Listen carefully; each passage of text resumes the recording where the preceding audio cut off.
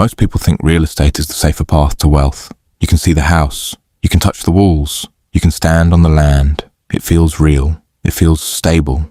It feels like something nobody can take away from you overnight. Stocks feel different. They move up. They move down. One bad week in the market and suddenly people panic. A change in the economy, a change in politics, a crash, a headline, and your portfolio starts shaking. So most people come to the same conclusion. Real estate is safe.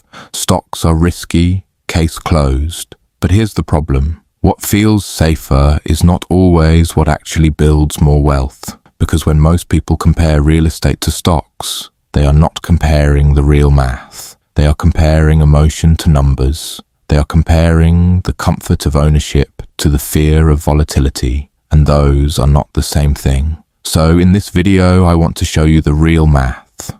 Not motivational math, not social media math, not guru math, real math. Let's imagine two people, same age, same salary, same city, same starting point. Let's call them David and Michael. David decides that owning a home as early as possible is the smartest financial move he can make. Michael decides to rent a modest place and invest consistently in a broad stock market index fund every single month. Neither of them is lazy. Neither of them is stupid. Neither of them is broke. They just believe two different things about money. David believes ownership creates security. Michael believes compounding creates wealth. And after 20 years, those two beliefs lead them to two very different outcomes. Let's start with David. David is disciplined. He saves aggressively for a down payment. He cuts back on travel.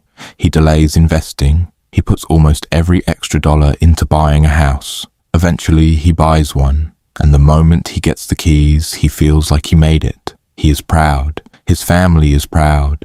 His friends say he made a smart move. Because in most people's minds, buying a house means moving up in life. And emotionally, that makes sense. Owning a home can give you stability. It can give you privacy. It can give you control. Nobody can raise your rent. Nobody can tell you to move at the end of the year. That feeling is real. But here's what people rarely talk about. The house does not stop costing you money the day you buy it. That's when the real costs begin. Mortgage interest, property taxes, insurance, repairs, maintenance, unexpected problems, legal fees, closing costs, selling costs later on. The roof doesn't care that you already paid a down payment. The plumbing doesn't care that the house went up in value on paper. And the government definitely does not care how proud you feel to own it.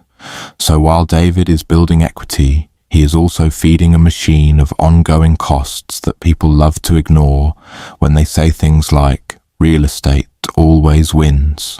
Now, let's look at Michael.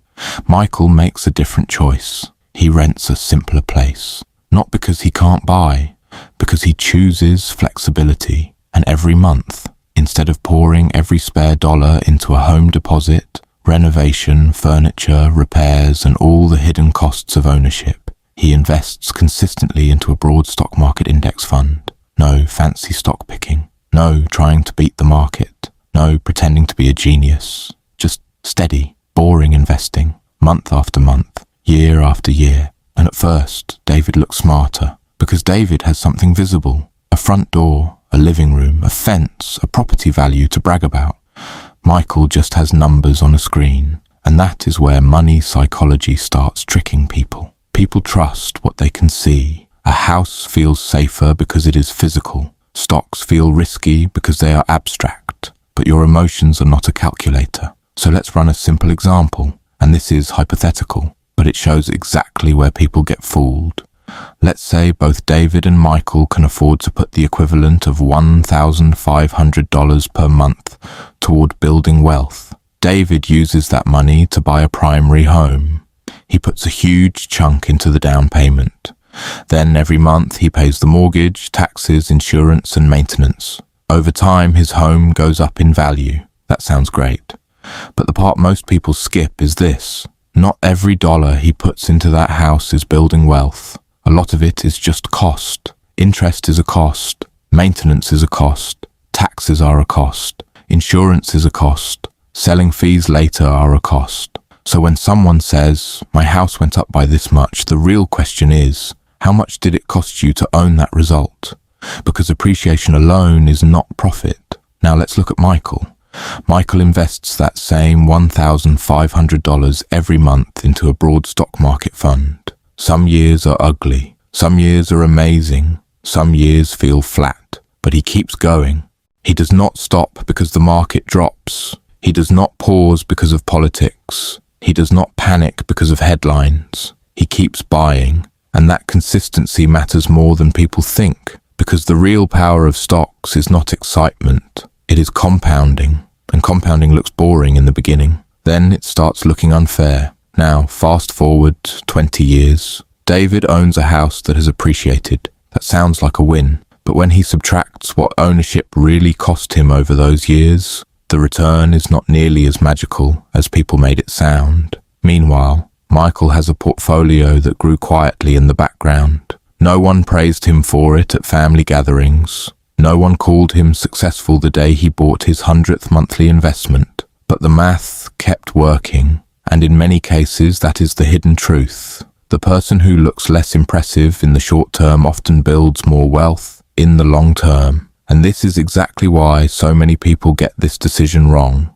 because they are not making an investment decision, and they are making an emotional decision and calling it an investment. Let me be clear, buying a home is not stupid. Buying a home can make a lot of sense if you want stability, control, family security, and a place that is yours. That matters. That has value, real value. But a primary home is first a lifestyle asset, not automatically your best investment. That is the lie people keep repeating. And once you understand that, everything changes. Because now you stop asking, should I buy a home or buy stocks? And you start asking a much smarter question. What exactly am I trying to optimize? Am I trying to feel stable, or am I trying to grow wealth? Am I buying this home because it truly fits my life, or because society told me owning property means I'm winning?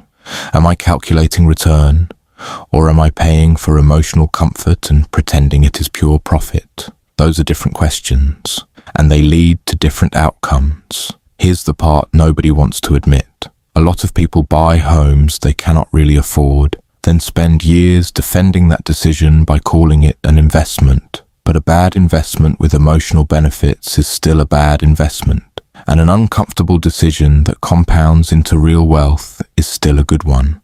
That is why the real estate versus stocks debate is so misunderstood. People are not arguing with math. They are arguing with identity.